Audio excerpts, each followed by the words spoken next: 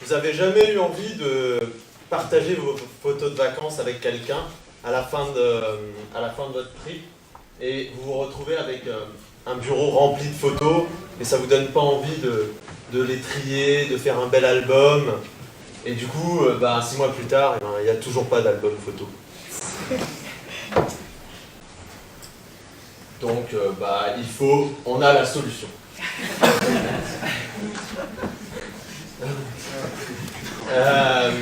On a la solution, mais on n'est pas les seuls. Je ne suis pas le seul à avoir ce problème-là. 50% des gens pensent que la meilleure manière de partager ses photos, c'est avec un album photo. Et 40% des gens ne le font pas, malgré que ça soit la meilleure manière, parce que c'est trop chronophage.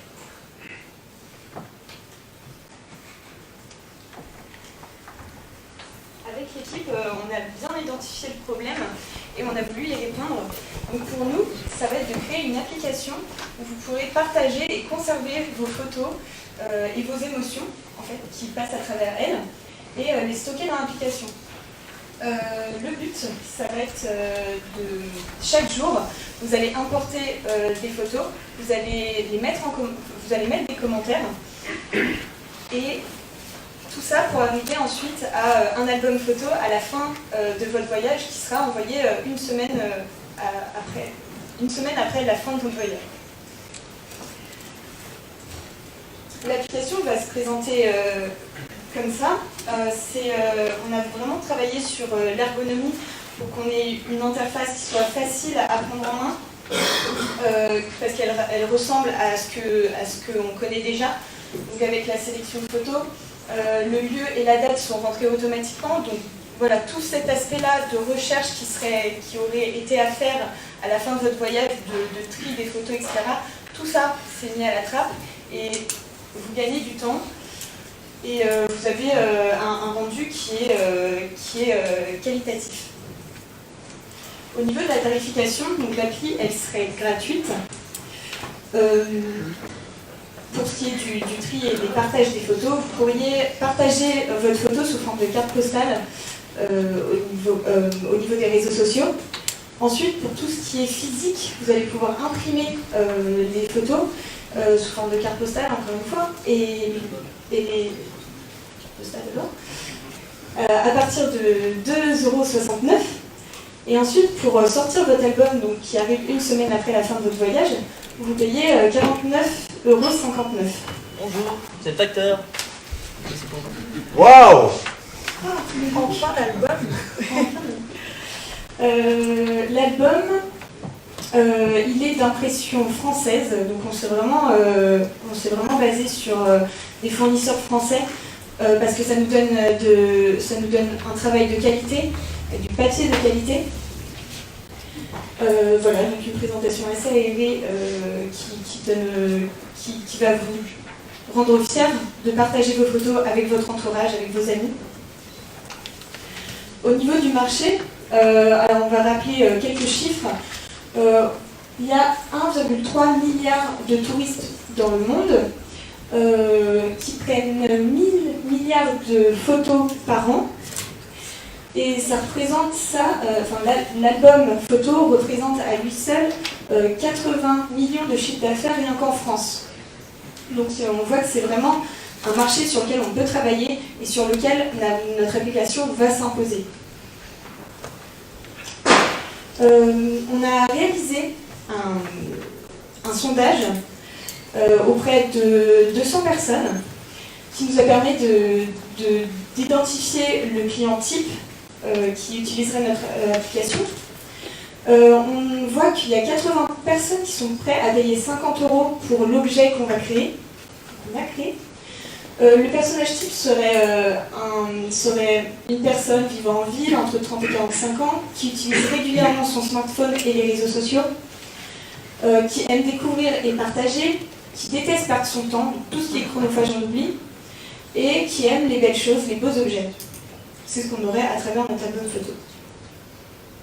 L'environnement concurrentiel, il y a déjà beaucoup d'entreprises qui proposent des albums photos créés numériquement.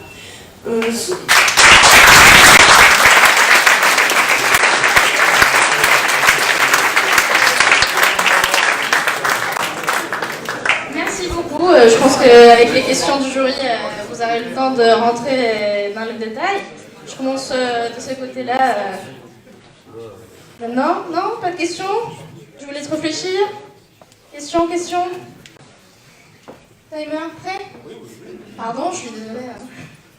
Alors, en tant que consommateur d'albums photos, qui sait le temps qu'il faut pour les faire, comment vous réglez la problématique que peu savent correctement régler aujourd'hui, des mises en page, tout sauf basique, pour l'enchaînement des bonnes photos et surtout les commentaires ou les émotions qui vont bien? Alors on va faire appel à différents services dans l'intelligence artificielle. On sait que différents de nos concurrents sont capables de voir s'il y a un visage sur la photo, si le visage est en mode portrait, en mode paysage, et ainsi remplir automatiquement des layouts, on va dire des gabarits, qui auront été déjà préétablis par le soin et voilà, par toute l'équipe design, afin de rendre le résultat le plus sexy possible. Et comment vous triez les photos? Quand j'en fais 500... Alors en fait, la routine qu'a expliqué Coralie tout à l'heure, la routine quotidienne, le rituel quotidien, va nous permettre en fait d'afficher uniquement les photos prises du jour pour remplir nos activités faites dans la journée.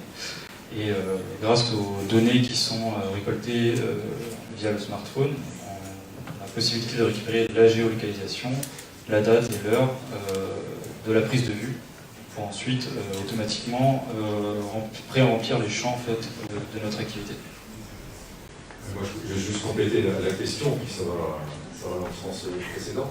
Effectivement, si on fait 50, 100, 200, 300 photos, il va falloir sélectionner comment on arrive au bout de 8 jours de balade à sortir les 50 photos qui sont dans un album sur les 500 ou 1000 qui ont été prises. Et justement, une partie de cette problématique-là va être réduite par le rituel quotidien que l'on va pouvoir amener à l'utilisateur via un système de notification, par exemple, une fois qu'il arrive dans sa chambre d'hôtel le soir, avant le repas, ou une fois qu'il a pris sa douche, il va se poser et il va se dire, l'application va pouvoir lui dire qu'est-ce que tu as fait aujourd'hui, raconte-moi un peu ton histoire, ton voyage, et ses émotions, qu'il va pouvoir donc, partager via le voyage et l'album, le produit final. Est-ce qu'il y a possibilité de greffer plusieurs téléphones et voire de charger des photos via un appareil photo? S'il y a une famille, il y a 3, 4 personnes, 5 personnes qui vont être d'amis, qui vont faire des photos, et peut-être certains qui vont faire via un appareil, il y en a encore.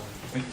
Alors d'un point de vue technique, en fait, nos photos sont stockées donc, sur nos serveurs et il y a des fonctions en fait, de partage de voyage, donc un peu, on va dire, à la manière d'un Google Drive. On va pouvoir partager notre voyage à nos amis, à notre famille, qui va pouvoir voir tout le voyage digital, mais...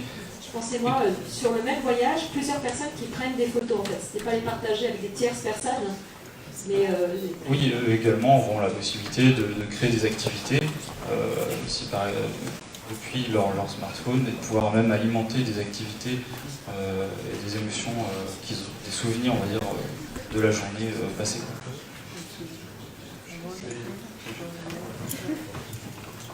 On va juste compléter sur cette partie-là, en fait. Certains connaissent peut-être... Je suis désolée, mais oui. on a une question de dynamique avec toutes les équipes. Je permets juste au jury de, si vous avez d'autres questions avant que on prenne un peu de temps. Une question ici. Ou est-ce que vous imaginez mettre la barrière technologique lorsque un Mon Album ou un autre décidera de délivrer cette application de mise en ligne quotidienne? La barrière technologique. C'est-à-dire la différenciation technologique. Alors la différence se situe pas... une des différenciations, ça peut être effectivement on va dire le pré-remplissage de notre blog, mais aussi je retrouve C'est juste que c'est multiplateforme et du coup ce qui est intéressant, c'est terminé.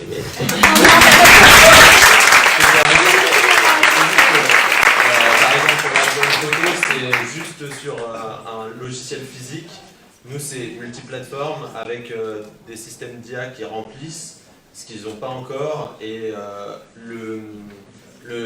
la clé c'est de se rappeler des souvenirs, on se rappelle des souvenirs quand on les a fait, quand on a pris les photos, et le soir même on a encore les souvenirs dans la tête. 6 mois plus tard on les a plus. Et voilà. Merci beaucoup.